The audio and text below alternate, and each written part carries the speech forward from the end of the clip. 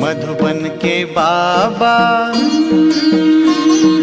मधुबन के बाबा मुरली वाले, आपका क्या कहना, आपका क्या कहना। मधुबन के बाबा मुरली वाले, आपका क्या कहना, आपका क्या कहना। लाखों दिलों के आप उजाले, आपका क्या कहना, आपका क्या कहना। मधुबन के बाबा। ओम शांति। Good morning. 11 मई 2021 प्रातः मुरली बाप दादा मधुबन। आज मीठे बाबा की मधुर बोल, मीठे बच्चे, सुख शांति का वरदान एक बाप से ही मिलता है, कोई देहधारी से नहीं। बाबा आए हैं तुम्हें मुक्ति, जीवन मुक्ति की राह दिखाने। प्रश्न, बाप के साथ जाने और सतयुग आदि में आने का पुरुषार्थ क्या है? उत्तर, बाप के साथ जाना है तो पूरा पवित्र बनना है। सतयुग आदि में आने के लिए और संग बुद्धियोग तोड़ एक बाप की याद में रहना है। आत्म अभिमानी जरूर बनना है। एक बाप की मत पर चलेंगे तो उच्च पद का अधिकार मिल जाएगा। आज का गीत, नयनहीन को राह दिखाओ प्रभु, पग पग ठोकर खाऊं मैं। ओम शांति। यह गीत किसने गाया? बच्चों ने, क्योंकि बाप तो एक ही है, उसको ही रचयिता कहा जाता है। रचना रचयिता को ही पुकारती है।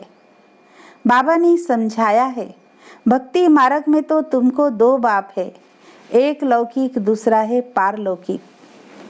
सभी आत्माओं का बाप एक ही है। एक बाप होने से सभी आत्माएं अपने को ब्रदर्स कहते हैं। उस बाप को पुकारते हैं, ओ गॉड फादर, ओ परम पिता, रहम करो, क्षमा करो। भक्तों का रक्षक एक भगवान ही है। पहले पहले तो यह समझाना चाहिए कि हमको दो बाप है। अब पारलौकिक बाप तो सभी का एक है, बाकी लौकिक बाप हर एक का अलग अलग है। अब लौकिक बाप बड़ा व पारलौकिक बाप बड़ा। लौकिक बाप को तो कभी भगवान व परम पिता नहीं कहेंगे। आत्मा का बाप एक ही परम पिता परमात्मा है। आत्मा का नाम कभी बदलता नहीं है। शरीर का नाम बदलता है। आत्मा भिन्न भिन्न शरीर ले पाठ बजाती है, अर्थात पुनर्जन्म लेती है। आखिर भी कितने जन्म मिलते हैं, सो बाप ही आकर समझाते हैं, बच्चे तुम अपने जन्मों को नहीं जानते हो। बाप आते ही भारत में हैं, उनका नाम शिव है। समझते भी हैं शिव परमात्मा है। शिव जयंती व शिवरात्रि भी मनाते हैं। वह निराकार है, जैसे आत्मा भी निराकार है। निराकार से साकार में आते हैं पाठ बजाने। अब निराकार शिव तो शरीर बिगर पाठ बजा न सके। मनुष्य इन बातों को कुछ भी नहीं समझते हैं। नयनहीन है। यह शरीर के दो नेत्र तो सबको है, तीसरा ज्ञान का नेत्र आत्मा को नहीं है, जिसको दिव्य चक्षु भी कहते हैं। आत्मा अपने बाप को भूल गई है। इसलिए पुकारते हैं, नयनहीन को राह बताओ। कहाँ की राह? शांति धाम और सुख धाम की। सर्व का सद्गति दाता सतगुरु एक ही है। मनुष्य मनुष्य का गुरु बन सद्गति दे नहीं सकता। न खुद सद्गति पाते हैं, न औरों को देते हैं। एक बाप ही सर्व को सद्गति देते हैं। उस अल्प बाप को ही याद करना है। बाप समझाते हैं, कोई भी मनुष्य मात्र मुक्ति, जीवन मुक्ति, शांति और सुख सदा काल के लिए दे नहीं सकते। सुख शांति का वरदान तो एक बाप ही दे सकते हैं। मनुष्य मनुष्य को नहीं दे सकते। भारतवासी सतो प्रधान थे तो सतयुगी स्वर्गवासी थे। आत्मा पवित्र थी। भारत को स्वर्ग कहा जाता है, जबकि आत्माएं पवित्र सतो प्रधान थी। तुम जानते हो, बरोबर आज से 5000 वर्ष पहले भारत स्वर्ग सतो प्रधान था। इन लक्ष्मी नारायण का राज्य था। अभी कलयुग का भी अंत है। इसको नर्क कहा जाता है। यही भारत स्वर्ग था तो बहुत धनवान था। हीरे जवाहरों के महल थे। बाप बच्चों को याद दिलाते हैं, सतयुग आदि में इन लक्ष्मी नारायण की राजधानी थी। उसको स्वर्ग वैकुंठ कहा जाता है। अभी तो स्वर्ग है नहीं, यह बाप समझाते हैं। बाबा भारत में ही आते हैं, निराकार शिव की जयंती भी मनाते हैं, परंतु वह क्या करते हैं यह कोई नहीं जानते। हम आत्माओं का बाप शिव है, उनकी हम जयंती मनाते हैं। बाप की बायोग्राफी को भी नहीं जानते। गाया भी जाता है, दुख में सिमरन सब करे, सुख में करे न कोई। पुकारते हैं, ओ गॉड फादर रहम करो, हम बहुत दुखी हैं, क्योंकि यह रावण राज्य है। वर्ष वर्ष रावण को जलाते हैं ना, परंतु ये किसी को पता नहीं कि 10 शीश वाला रावण क्या चीज है। हम उनको जलाते क्यों है? यह कौन सा दुश्मन है जो उनकी एफिजी बनाए जलाते हैं? भारतवासी बिल्कुल नहीं जानते, क्योंकि ज्ञान का तीसरा नेत्र नहीं है। तब तो राम राज्य मांगते हैं। 5 विकार स्त्री में, 5 विकार पुरुष में हैं, इसलिए इनको रावण संप्रदाय कहा जाता है। यह रावण 5 विकार ही बड़े से बड़ा दुश्मन है, जिसका एफिजी बनाए जलाते हैं। भारतवासियों को यह पता नहीं पड़ता कि रावण है कौन जिसको जलाते हैं।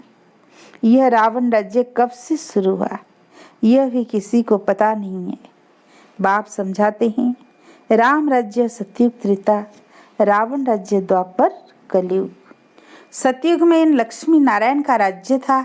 इन्हों को यह राज्य कहाँ से कैसे मिला यह कोई नहीं जानते। यह समझने की बातें हैं, इसमें अटेंशन देना पड़ता है। मोस्ट बिलवेड बाप है, तब तो उनको भक्ति मार्ग में भी पुकारते हैं। भारत में जब इन्हों का राज्य था तो दुख का नाम नहीं था। अभी दुख धाम है। कितने अनेक धर्म है। सतयुग में एक धर्म था। इतनी सब आत्माएं कहाँ चली जाएगी किसको पता नहीं है, क्योंकि नयनहीन है। शास्त्रों में ज्ञान का तीसरा नेत्र किसको नहीं मिलता है। ज्ञान नेत्र ज्ञान सागर परम पिता परमात्मा ही देते हैं। आत्मा को तीसरा नेत्र मिलता है। आत्मा भूल गई है कि हमने कितने जन्म लिए हैं। सतयुग में जो देवी देवताओं का राज्य था वो कहाँ गया? गाते भी हैं, मनुष्य 84 जन्म लेते हैं। 84 का चक्र भी कहते हैं, परंतु कौन सी आत्मा 84 जन्म लेती है?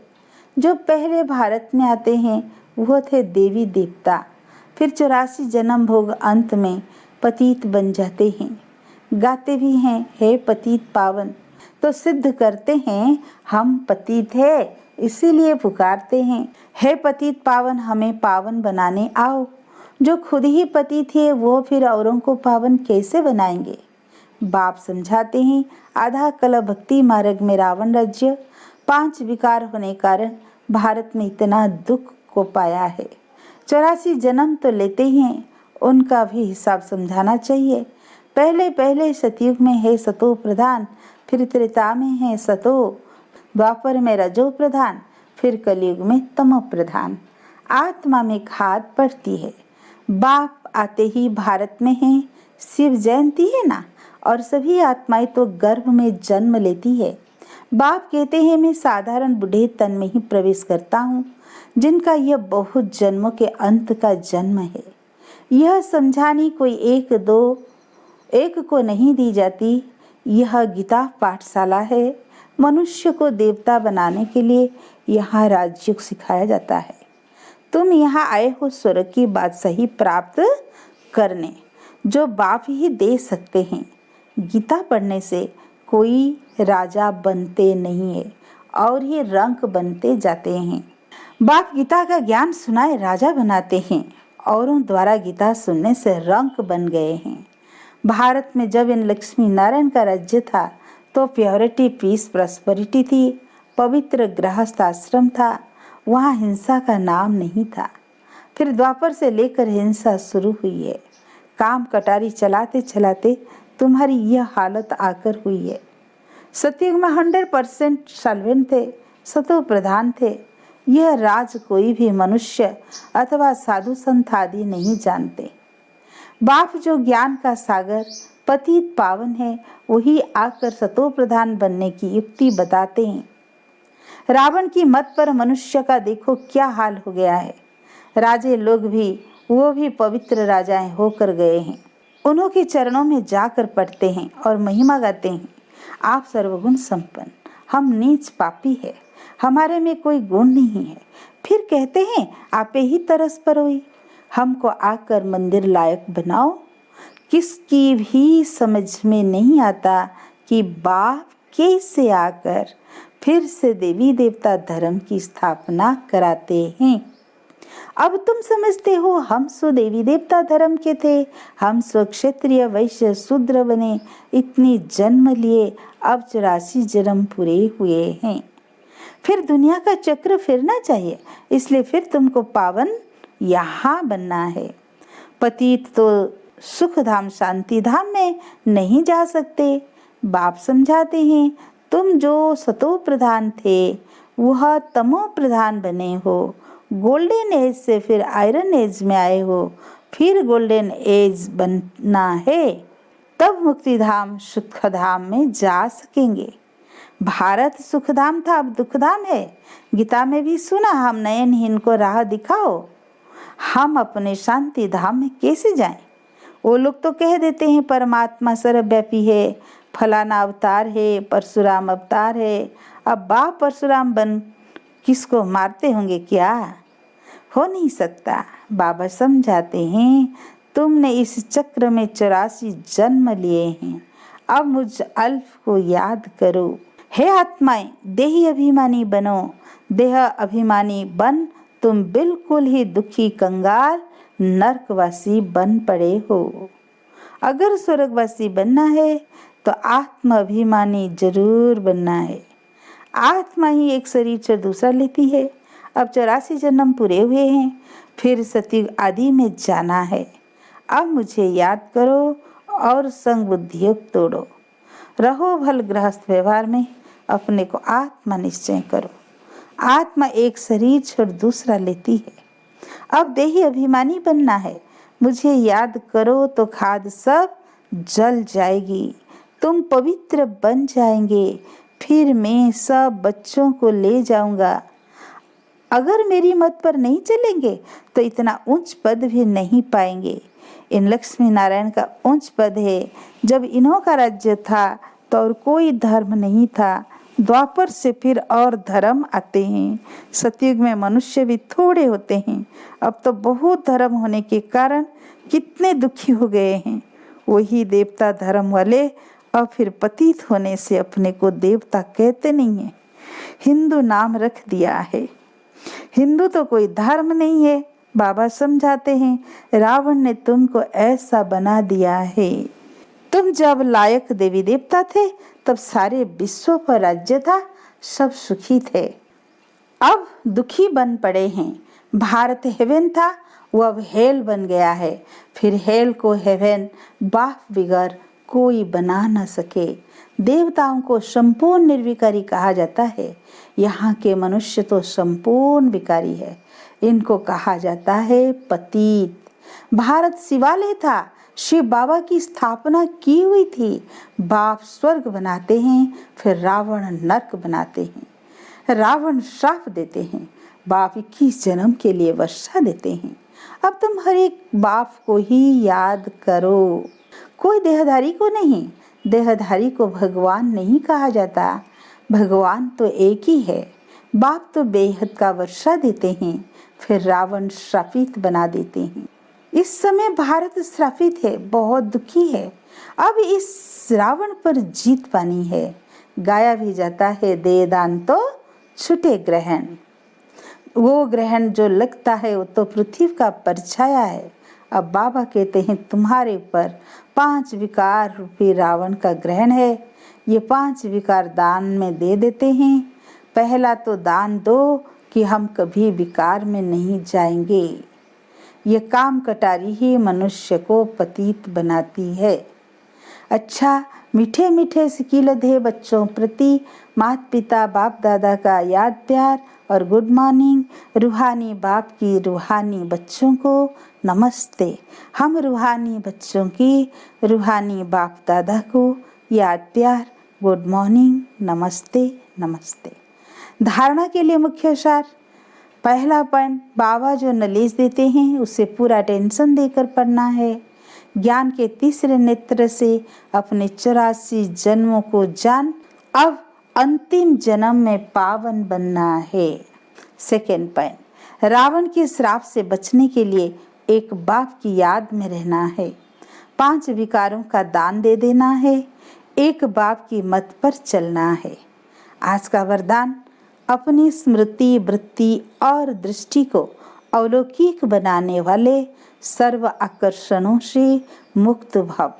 विस्तार, कहा जाता है जैसे संकल्प वैसी सृष्टि।